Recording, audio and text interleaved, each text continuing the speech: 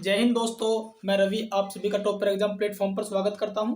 उम्मीद करता हूं कि आप सभी अच्छे होंगे, मस्त होंगे और आपकी पढ़ाई बहुत अच्छी चल रही होगी। तो दोस्तों, करंट अफेयर्स की ये क्लास है हमारी 5वीं। इससे पहले मैं क्लास करा चुका हूं आपको 4।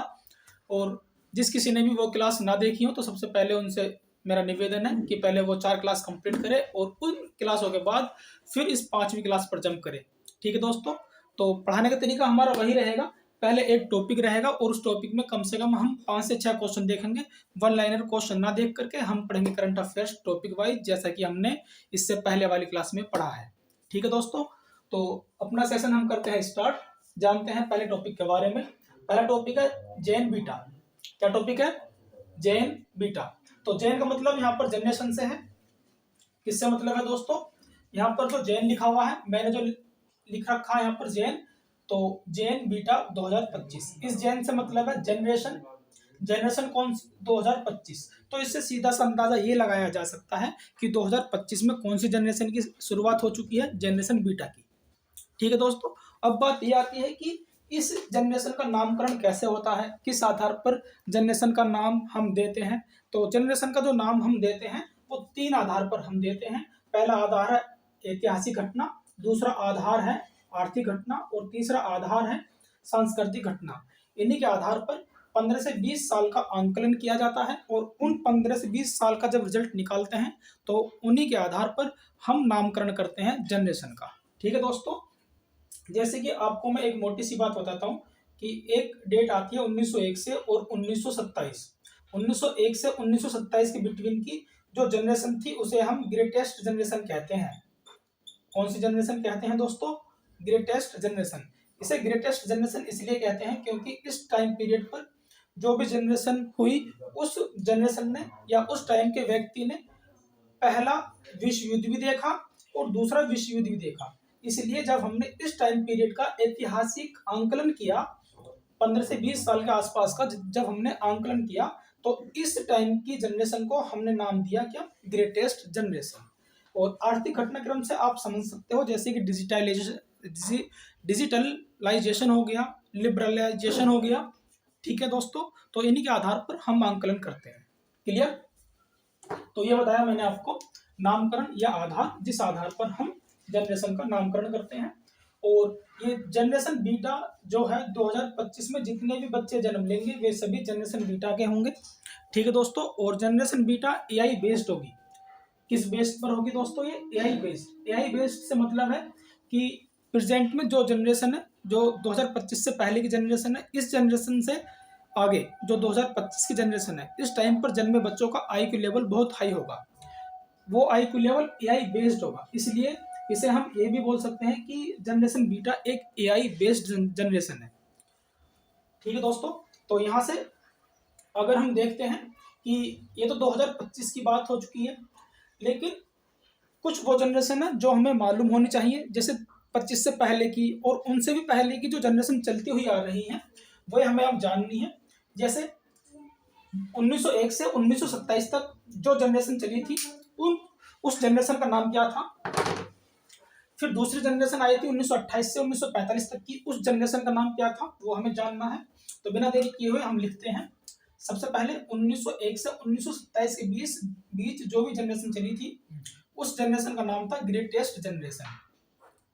Greatest generation. ठीक है दोस्तों, ग्रेटेस्ट जनरेशन। और जो 1928 से 1945 के बीच में जो जनरेशन चली थी, उस जनरेशन का नाम था साइलेंट जनरेशन। क्या नाम था? Silent generation.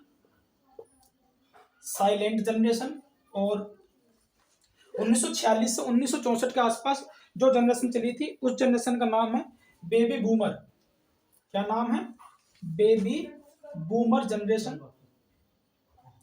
Baby boomer generation. और फिर आगे 1964 के बाद 1965 से 1980 के आसपास जो जनरेशन चली थी, उस जनरेशन का नाम है जनरेशन एक्स। क्या नाम है?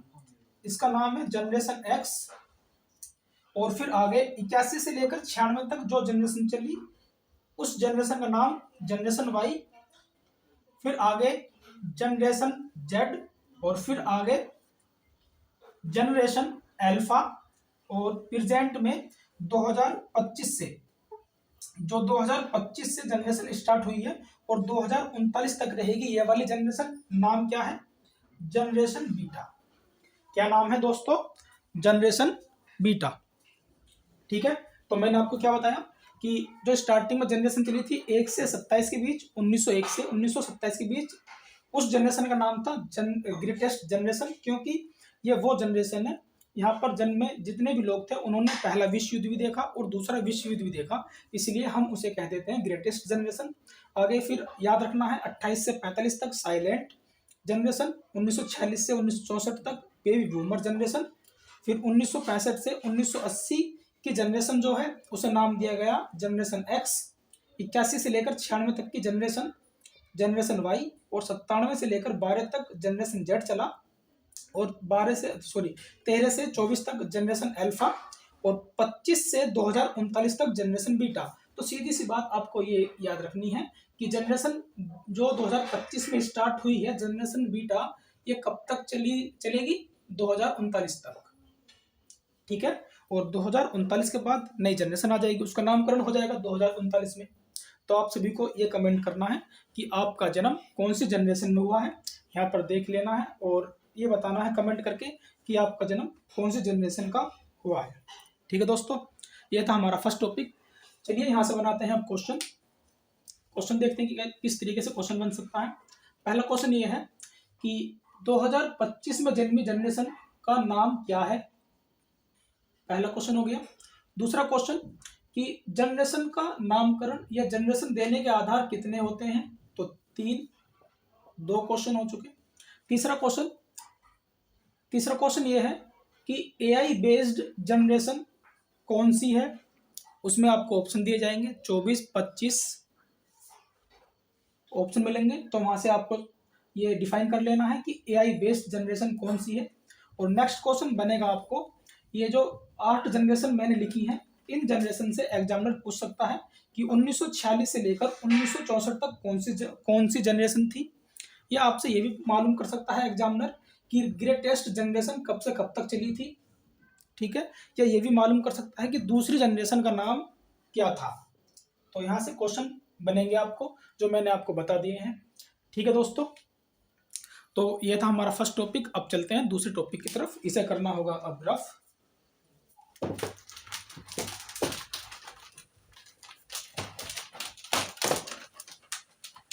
दूसरा टॉपिक लिखते हैं। तो दूसरा टॉपिक लिखना है आपको, दूसरा टॉपिक होगा आपका, नेक्स्ट टॉपिक है ग्लास ब्रिज। टॉपिक का नाम क्या है? Glass bridge 2025। नेक्स्ट टॉपिक आपका स्टार्ट हो चुका है। चलिए जानते हैं इसकी कुछ जानकारी जो हमारे लिए बेहद ही ज़्यादा इम्पोर्टेंट है। तो समझेंगे कि ग्लास ब्रिज है क्या, ग्लास ब्रिज है क्या। और मैं आपको बताऊं कि ग्लास ब्रिज भारत में बनने वाला पहला ग्लास ब्रिज है जो समुद्र में बनाया गया है, समुद्र तट पर बनाया गया है। और ये ग्लास ब्रिज 2025 में, इस ग्लास ब्रिज का जो उद्घाटन किया है, ये उद्घाटन किया है तमिलनाडु में। कहां पर? तमिलनाडु। ठीक है दोस्तों, तमिलनाडु में उद्घाटन किया है। और उद्घाटन किसके द्वारा किया गया है? एम.के. स्टालिन। एम.के.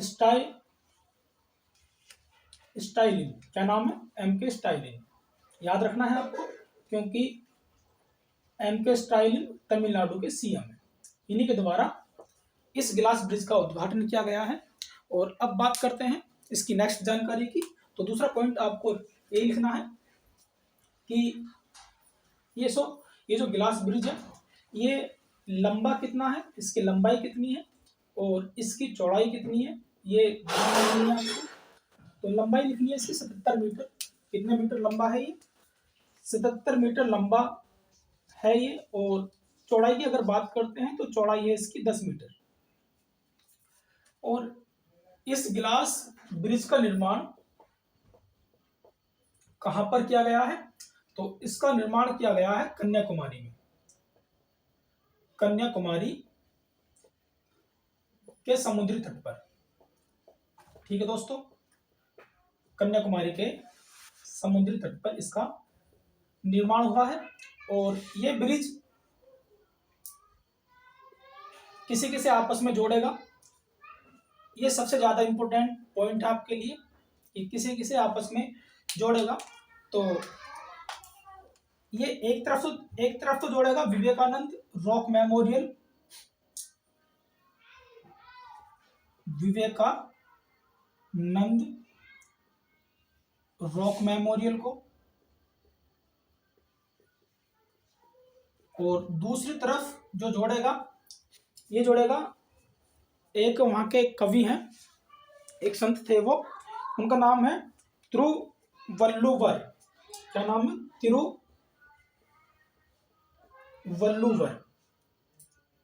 क्या नाम है? तिरुवल्लुवर प्रतिमा को, तिरुवल्लुवर प्रतिमा। तो मैंने क्या बताया, ये जो गिलास ब्रिज है, ये एक तरफ विवेकानंद रॉक मेमोरियल को और दूसरी तरफ तिरुवल्लुवर प्रतिमा को आपस में जोड़ेगा। ठीक है दोस्तों, और तिरुवल्लुवर प्रतिमा की अगर हम बात करते हैं तो इसकी हाइट कितनी है? इसकी हाइट है 133 फीट। कितनी है? 133 फीट। और तिरुवल्लुवर ये जो है, ये कहाँ के रहने वाले थे? ये कन्याकुमारी के थे, कन्याकुमारी के। और लगभग 2000 साल पहले इन्होंने कितने दोहे लिखे थे? 1330 दोहे लिखे थे इन्होंने। 2000 साल पहली बात है। तो इसलिए तमिलनाडु में इनकी मूर्ति बनाई गई थी तिरुवल्लुवर की। और इनकी जो मूर्ति है, जो प्रतिमा है, उसकी हाइट है 133 फीट। तो ये जो गिलास है, ये जो गिलास ब्रिज है, एक तरफ विवेकानंद रॉक मेमोरियल को और दूसरी तरफ तिरुवल्लुवर प्रतिमा को आपस में कनेक्ट करेगा। ठीक है दोस्तों, और नेक्स्ट पॉइंट आपको याद रखना है कि ये जो गिलास ब्रिज है, जिसके बारे में हम जानकारी पढ़ रहे हैं, इसका आकार कैसा होगा? इसके आकार से भी क्वेश्चन बनेगा आपके लिए। इसका आकार लिखना है आपको धनुष आकार। कैसा आकार? धनुष आकार। और लिख लेना है फिर आपको आर्च ब्रिज, धनुष आकार आर्च ब्रिज। अब समझेंगे कि मैंने जो लिखा है धनुष आकार आर्च ब्रिज आकार होगा, ये आकार किस तरीके से होगा? तो ये आकार इस तरीके से होगा, जैसे कि सपोज करो एक बिल्डिंग ये इधर साइड है, विवेकानंद रॉक मेमोरियल, और दूसरी प्रतिमा इधर साइड है। अब इन्हें आपस में जोड़ना है, तो इसकी जो फिगर बनेगी, इस ब्रिज की जो फिगर बनाई जाएगी, जो उद्घाटन हो चुका है इसका, जो फिगर देखने को आपको मिलेगी वो इस तरीके से मिलेगी। जैसे हम आर्क लगाते हैं ना, मैथ में पढ़ते हैं चाप, तो चाप नुमा इसकी फिगर होगी। इसीलिए इसका आकार जो होगा वो धनुष आकार आर्च नुमा होगा।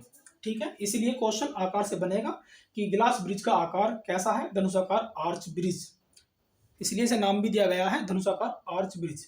ठीक है दोस्तों, तो ये था टॉपिक। अब यहाँ से हम डिफाइन करते हैं क्वेश्चन। देखो क्वेश्चन किस तरीके बनेंगे यहाँ से। पहला क्वेश्चन, हाल ही में गिलास ब्रिज 2025 में उद्घाटन कहां पर किया गया? क्या क्वेश्चन है? हाल ही में गिलास ब्रिज 2025 का उद्घाटन कहां पर किया गया? तो आपको याद रखना है तमिलनाडु में। ठीक है। दूसरा क्वेश्चन, गिलास ब्रिज का आकार किस टाइप का है? तो आपको याद रखना है धनुषाकार आर्च टाइप का। तीसरा क्वेश्चन, गिलास ब्रिज हाल ही में गिलास ब्रिज का जो उद्घाटन हुआ है वह किस शहर के समुद्री तट पर बना हुआ है? तो आपको याद रखना है कन्याकुमारी। नेक्स्ट क्वेश्चन, ये जो हाल ही में गिलास ब्रिज का निर्माण हुआ है उसकी लंबाई तथा चौड़ाई कितनी है? ये क्वेश्चन बन गया। नेक्स्ट क्वेश्चन, हाल ही में गिलास ब्रिज का जो उद्घाटन हुआ है वह किन दो स्थानों को आपस में जोड़ता है? तो पहला स्थान आपको याद रखना है विवेकानंद रॉक मेमोरियल, और दूसरा याद रखना है ये जो प्रतिमा वाला स्थान है तिरुवल्लुवर प्रतिमा के स्थान को आपस में कनेक्ट करता है। तो काफी सारे क्वेश्चन बन चुके हैं यहाँ से जो आपको याद रखने हैं। ठीक है दोस्तों, अब यहाँ से चलते हैं आगे अपना तीसरा टॉपिक। 2 टॉपिक हो चुके हैं हमारे, तीसरा टॉपिक लिखेंगे अब हम।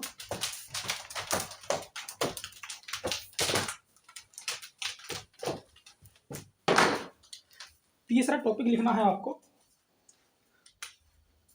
पर्यावरणीय आपातकाल। पर्यावरणीय आपातकाल 2025। ये अच्छा टॉपिक है, बहुत बढ़िया टॉपिक। Environmental emergency 2025। तो क्या टॉपिक है ये? पर्यावरणीय आपातकाल 2025। क्वेश्चन बनेगा यहाँ से 100%, क्योंकि पर्यावरण से, इन्वायरमेंट से संबंधित ये क्वेश्चन है। ठीक है दोस्तों, इकोसिस्टम से यहाँ से क्वेश्चन बनेगा। तो क्वेश्चन क्या, फर्स्ट क्वेश्चन तो बनकर तैयार है कि हाल ही में किस देश ने पर्यावरणीय आपातकाल लागू किया है। पहला क्वेश्चन आपके लिए बनकर तैयार हो चुका है। तो आइए जानते हैं इसके बारे में कि ये है क्या। तो पर्यावरणीय आपातकाल कहाँ लागू हुआ है, ये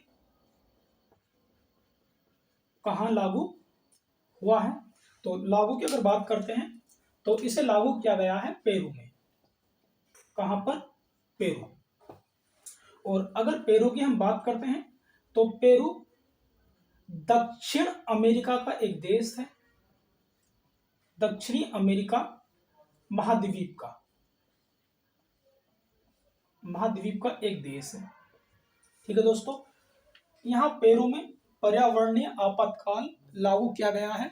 अब क्वेश्चन ये आता है कि पर्यावरणीय आपातकाल क्यों लागू किया गया है, यहाँ पर ऐसी क्या कंडीशन हुई जो यहाँ पर इन्वायरमेंटल इमरजेंसी लागू करनी पड़ी। तो यहाँ पर इसका कारण जानेंगे कि इसका कारण क्या है। तो कारण है इसका जो लिखना है हमें, पहले सुन लेंगे कि पेरू में एक टैंकर से कच्चे तेल का रिसाव हो गया। रिसाव से मतलब कि कच्चा तेल उस टैंकर से बाहर निकल गया, लीकेज हो गया। ठीक है, और वो कच्चा तेल इतना फैल गया समुद्री तट पर कि धीरे धीरे वो इतना फैलता चला गया कि समुद्र में लगभग 20,000 वर्ग मीटर का जल उसने कवर कर लिया। पूरे जल पर वो फैल गया। अब यहाँ से तो जब ऐसी कंडीशन हो गई तो पेरू को फिर आपातकाल लगाना क्यों पड़ा? क्योंकि वहां से दो कंडीशन उत्पन्न हुई। एक कंडीशन क्या? एक कंडीशन तो वो जो हमारे इकोसिस्टम को प्रभावित करेगी, और दूसरी कंडीशन वो जो पेरू के लोग समुद्री किनारे से मछली पकड़ते हैं, अपना जीवन यापन करते हैं, उन्हें भी उस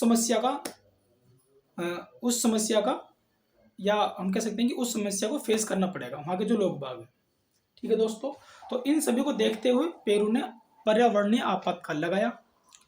अब आप ये सोच रहे होंगे कि इकोसिस्टम को क्या नुकसान है इससे। तो इकोसिस्टम से नुकसान ये है कि जब समुद्र के जल पर कच्चा तेल फैलेगा तो समुद्र में रहने वाले जीव जो ऊपर आएंगे वो ऊपर नहीं आ पाने के हैं। और इस तरीके से अगर पर्यावरण में हमारे या पारिस्थितिकी तंत्र में अगर किसी एक जीव को भी नुकसान पहुंचता है तो वहां से पूरे इकोसिस्टम में हमें प्रभाव देखने के लिए मिलता है। तो वहां से अगर किसी एक जीव की चेन बेकार होगी तो वहां पर समस्त इकोसिस्टम को नुकसान पहुंचेगा ही। ठीक है दोस्तों, और मानवीय संसाधन का नुकसान होगा। जो वहां पर मानव है, जो वहां पर लोग बाग रह रहे हैं, उनकी जो जीविका का साधन है मछली पकड़ना, वो भी प्रभावित होगा। इस कंडीशन को देखते हुए पेरू में पर्यावरणीय आपातकाल लागू किया गया। ठीक है दोस्तों, तो लिखते हैं यहां से इसे। कारण क्या रहा? तो कारण लिखना है टैंकर से कच्चे तेल का रिसाव होना। कच्चे तेल का रिसाव। ठीक है दोस्तों, और कच्चे तेल का रिसाव हो गया, अब ये समुद्री तट पर फैल जाएगा। फिर यहाँ पे आपको लिखना है आगे नोट करके, जो कच्चा तेल है, ये कच्चा तेल कितने वर्ग मीटर में फैल गया। तो यहां पर लिखना है आपको कच्चा तेल लगभग 20,000 वर्ग मीटर में फैल गया और इसी से इकोसिस्टम व वहां के लोगों के जीवन यापन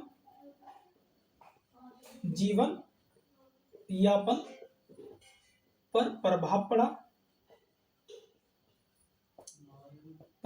पड़ा और इसी कारण पेरू में एनवायरनमेंट इमरजेंसी लगा दी गई। ठीक है दोस्तों, तो मैंने यहाँ पर क्या पॉइंट बताया आपको, टैंकर से कच्चे तेल का रिसाव हो गया, वो समुद्री तट पर फैल गया और जल उसने कितना कवर कर लिया, लगभग 20,000 वर्ग मीटर के आसपास का क्षेत्र उसने घेर लिया और वहां से इकोसिस्टम को नुकसान पहुंचा और देखा गया कि जीवन यापन भी प्रभावित हो रहा है, तो इसलिए पेरू में पर्यावरणीय आपातकाल लागू कर दिया गया। ठीक है दोस्तों, और यहां से आपको एक पॉइंट लिख लेना है, थोड़ी पेरू की जानकारी देता हूं आपको। तो अगर पेरू की बात करते हैं तो पेरू की कैपिटल है लीमा। क्या कैपिटल है? लीमा पेरू की कैपिटल है।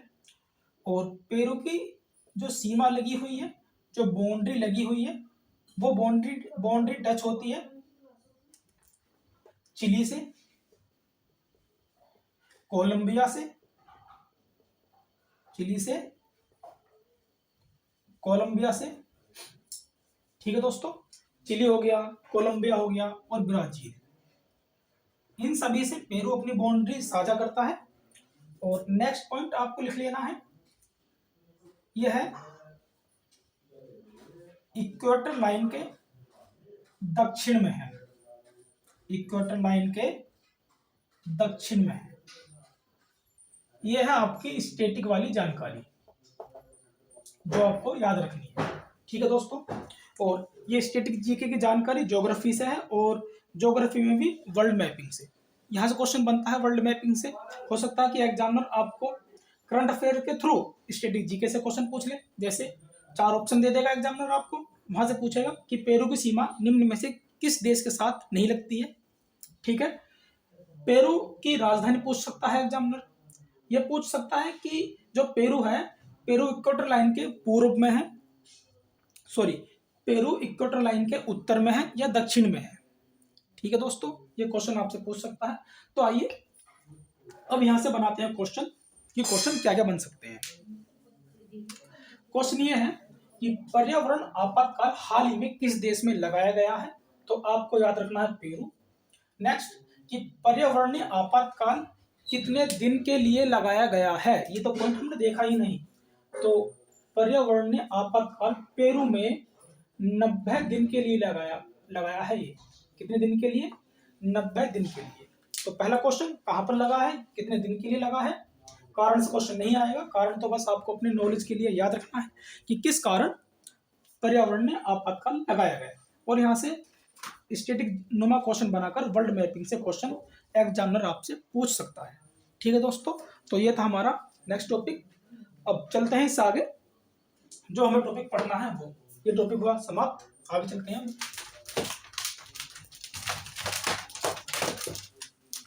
आगे चलते हैं। नेक्स्ट टॉपिक लिखना है आपको। नेक्स्ट टॉपिक जो लिखना है, नेक्स्ट टॉपिक होगा इसमें 2024 वर्ष का सबसे गर्म वर्ष। क्या लिखना है कि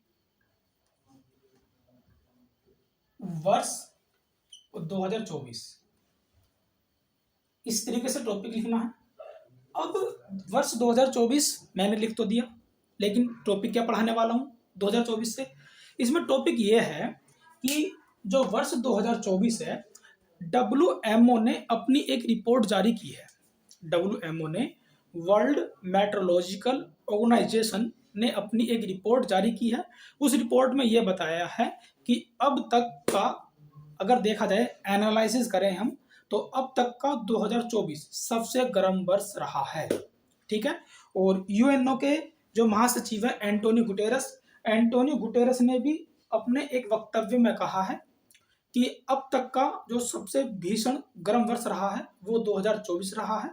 और डब्ल्यूएमओ की रिपोर्ट में ये भी कहा गया है कि जितनी गर्मी पड़ती है, जितनी गर्मी में एक टोटल दिन काउंट किए जाते हैं, ठीक है, तो इस बार गर्मी 40 दिन एक्स्ट्रा पड़ी है, 40 दिन एक्स्ट्रा। तो मोटी सी बात हम करें तो गर्मी में 2024 में 41 दिन एक्स्ट्रा गए हैं, इतने दिन फालतू पड़ी है गर्मी। तो वो सभी हमें पॉइंट लिखने हैं। एग्जामिनर आपसे पूछ सकता है कि अब तक का सबसे गर्म वर्ष निम्न में से कौन सा है, तो वर्ष 2024। तो आइए इसके बारे में अब हम डिटेल्स लिखते हैं। ठीक है दोस्तों, तो क्या टॉपिक है? टॉपिक वर्ष 2024 घोषणा की है डब्ल्यूएमओ ने। और डब्ल्यूएमओ की फुल फॉर्म क्या है? World meteorological organization. ठीक है दोस्तों, इसने घोषणा की है और अपनी घोषणा में कहा है कि अब तक का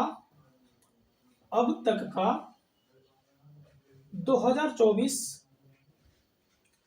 सबसे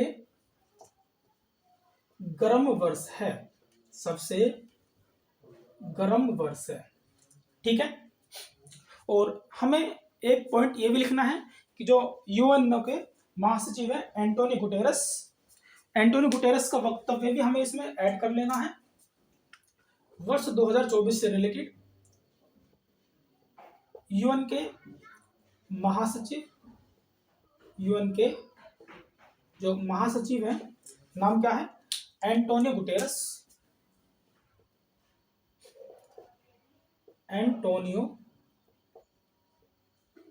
गुटेरस। इनका वक्तव्य क्या है? इनका वाक्य है कि वर्ष 2024 में हमने एक दशक की घातक गर्मी झेली है। क्या पॉइंट लिखना है? इनका वक्तव्य है कि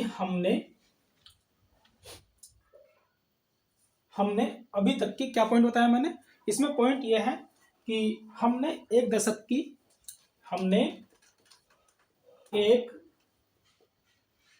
की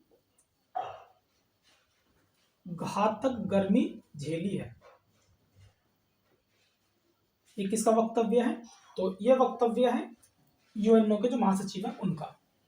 ठीक है दोस्तों, और वर्ष 2024 से रिलेटेड जो डब्ल्यूएमओ की रिपोर्ट आई थी, किसने रिपोर्ट दी थी? ये डब्ल्यूएमओ ने। उसका नाम क्या है?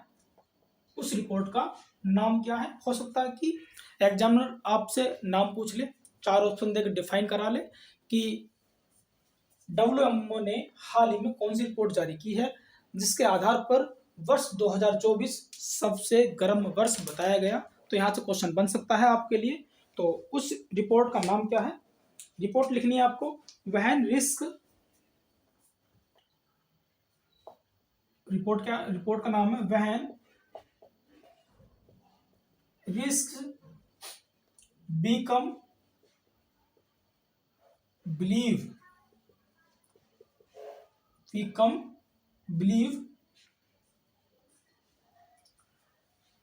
क्या लिखा मैंने? When risk become believe extreme weather.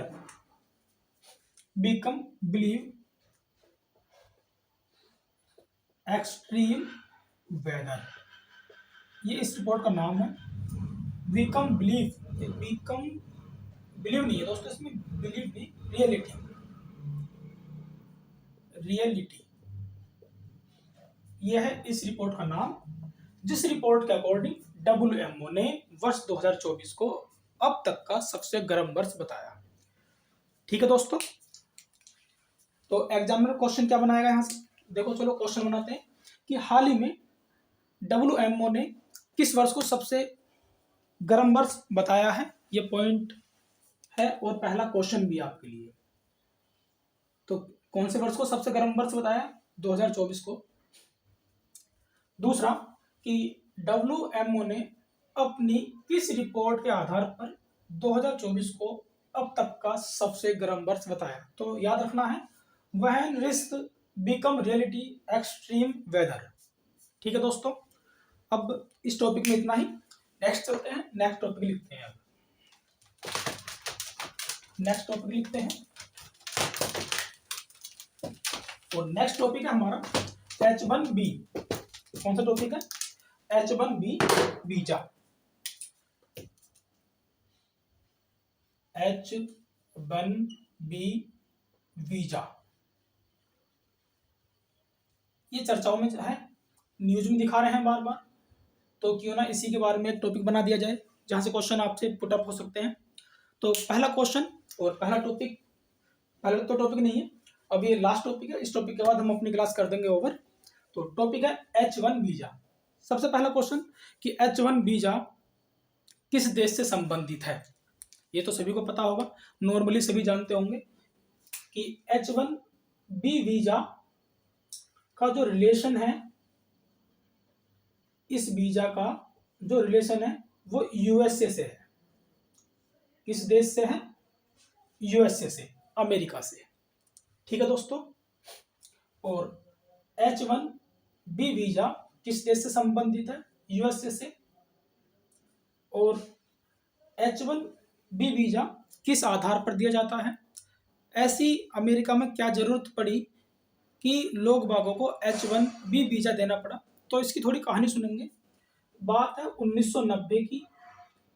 1990 में इस वीजे की शुरुआत हुई थी।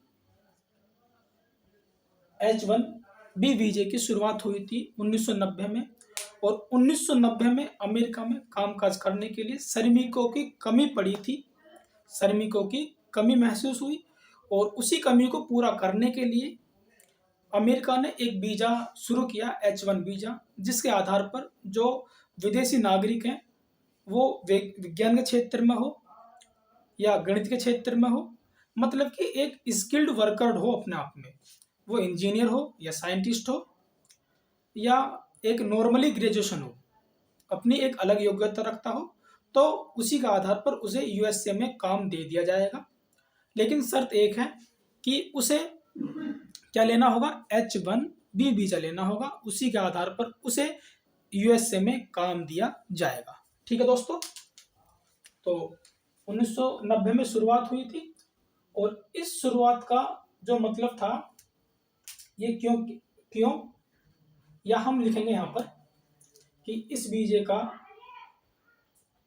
एक रिलेशन, फर्स्ट तो हमने यहाँ दिखा दिया किस देश से है, और रिलेशन 2 देखेंगे हम कि ये किन्हें दिया जाता है, ये किसे मिल सकता है। तो ये मिलेगा स्किल्ड वर्कर को, स्किल्ड वर्कर को मिलेगा, ये जो कुशल श्रमिक है। क्या लिखेंगे हम? कुशल श्रमिक,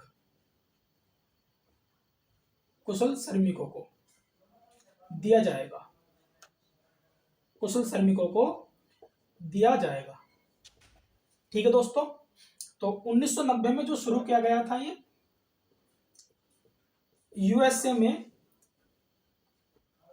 कुशल श्रमिकों की जरूरत, कुशल श्रमिकों की आवश्यकता, कुशल श्रमिकों की आवश्यकता के लिए शुरू किया गया था, शुरू किया। ठीक है, तो मैंने अभी क्या बताया, H1 वीजा का संबंध यूएसए से है। इसकी शुरुआत 1990 में हुई थी। क्यों हुई थी? क्योंकि यूएसए में कुशल श्रमिकों की आवश्यकता थी, इसीलिए कुशल श्रमिकों को दिया जाएगा H1B वीजा, जिसकी शुरुआत यूएसए ने कर दी थी। कब? 1990 में। ठीक है दोस्तों, तो अब जानते हैं इसकी डिटेल्स आगे। ये जो H1B वीजा होगा,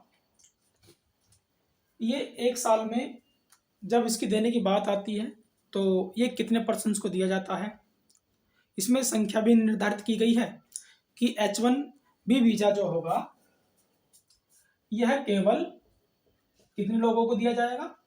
यह केवल 65,000 लोगों को दिया जाएगा। और इनके अलावा 20,000, देखो ये 65,000 से अलग है, 65,000 से अलग ये 20,000 अन्य लोगों को। अब इसमें अन्य लोग कौन से होंगे? ये अन्य लोग वो होंगे जिन्होंने यूएसए में डिग्री की हो, यूएसए में रहकर पढ़ाई की हो, यूएसए में स्नातक की हो। तो अन्य लोगों में वो व्यक्ति आएंगे जो किसी अन्य देश के हैं और यूएसए में रहकर पढ़ाई करते हैं। तो उनकी संख्या कितनी बताई गई है? 20,000। तो उन्हें H1B वीजा दे दिया जाएगा। ठीक है, तो अन्य लोग कौन से होंगे इसमें लिखना है कि वे लोग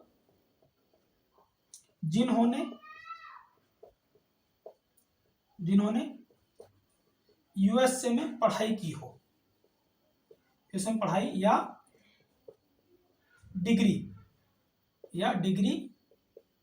की हो, ऐसे कितने लोग होंगे? 20,000। तो सुनो, H1B वीजा कितने लोगों को दिया जाता है? 65,000। लेकिन 65,000 से अलग 20,000 को और दिया जाता है। ये 20,000 वो लोग होंगे जो यूएसए में रहकर अपनी पढ़ाई करते हैं, यूएसए में रहकर डिग्री धारण करते हैं, उन्हें दिया जाएगा H1 वीजा। ठीक है दोस्तों, तो यहाँ से मैंने अभी आपको बस इतना बताया है कि H1B वीजा का संबंध यूएसए से है। इसकी शुरुआत 1990 में की गई थी, क्योंकि यूएसए को कुशल श्रमिकों की आवश्यकता थी, इसीलिए H1B वीजा शुरू किया गया। कब? 1990 में। और H1B वीजा का एक दायरा है जो 65,000 लोगों को दिया जाता है, 20,000 इसमें अन्य हैं। ये 20,000 लोग वो होंगे जो यूएसए में डिग्री करते हैं, यूएसए में रहकर पढ़ाई करते हैं। ठीक है दोस्तों, और यहाँ से कुछ वीजा और हैं जो हमें जान लेने हैं। चलो तुम्हें कुछ 1-2 वीजा के नाम बताता हूँ, नोट करके लिखना है नीचे। पहला वीजा लिखो आप, एक वीजा होता है यूएसए में ओ श्रेणी का। कौन सी श्रेणी का वीजा? एक होता है ओ श्रेणी का वीजा, एक होता है H2A श्रेणी का वीजा। ये अलग अलग श्रेणी के वीजा हैं। और ओ श्रेणी का जो वीजा होता है, ये उन पर्सन को दिया जाता है जो एथलेटिक्स से संबंधित है, किससे? जो अपने आप में एथलेटिक्स है और किसी अन्य देश से संबंध रखते हैं। तो यहाँ पर क्या लिखना है? ओ श्रेणी का जो वीजा है, इसका संबंध किन से है? तो यहाँ पर लिख लेना है एथलेटिक्स से। किससे संबंध है? एथलेटिक्स से। अन्य, और एथलेटिक्स भी किसी अन्य विदेशी नागरिक। वो एथलेटिक्स कौन होगा? किसी दूसरे देश का नागरिक होगा। उसे अगर यूएसए में जाना है, यूएसए में रहना है, तो उसे ओ श्रेणी का वीजा लेना होगा। ठीक है दोस्तों, अब आगे H2A श्रेणी। H2A श्रेणी क्या है? तो H2A श्रेणी ये श्रमिक, अस्थायी श्रमिकों से संबंधित है। क्या लिखना है इसमें? अस्थायी श्रमिकों से संबंध। जैसे सपोज करो कि इंडिया में बहुत से कृषि करने वाले किसान हैं, अगर उन्हें यूएसए में भेजा जाता है, तो यूएसए में जो उन्हें भेजा जाएगा, उन्हें H2A कैटेगरी का, H2A श्रेणी का वीजा लेना होगा, तभी वो यूएसए में रुकेंगे। ठीक है दोस्तों, तो ओ श्रेणी एथलेटिक्स से संबंधित और H2A श्रेणी का जो वीजा है वो अस्थायी श्रमिकों को दिया जाएगा। इसमें एक और लिख लेना है आपको, एक B2 श्रेणी का वीजा होता है। कौन सी श्रेणी का वीजा होता है दोस्तों? B2 श्रेणी का। इसे मैं यहाँ पर लिखता हूँ इधर साइड। एक वीजा होता है B2 श्रेणी का, और B2 श्रेणी का वीजा यूएसए देती है, और ये देती है प्लेजर विजिटर्स को। किसे दिया जाता है? ये प्लेजर विजिटर को, या हम लिख सकते हैं कि जो ये पर्यटन से संबंधित है। B2 श्रेणी का जो वीजा है ये पर्यटन से संबंधित है। ठीक है दोस्तों, तो हमने कुछ वीजे अलग श्रेणी के भी जाने और H1B वीजा भी हमने जाना, और इसी टॉपिक के साथ हम अपनी क्लास करते हैं ओवर। मिलते हैं आपसे नेक्स्ट क्लास में, जब तक के लिए धन्यवाद। जय हिंद, जय भारत।